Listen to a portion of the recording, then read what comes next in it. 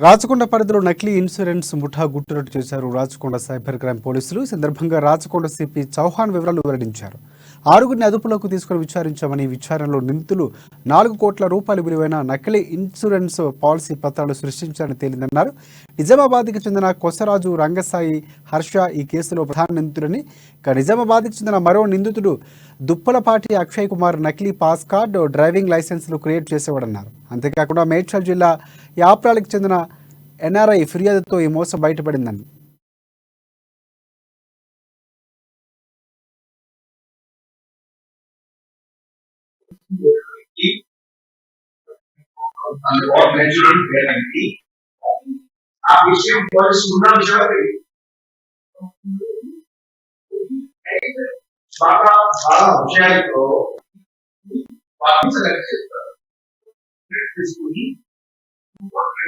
change చేస్తారు లోపం ఏంటి అంటే మనము ఆ నంబర్ ఇవ్వము,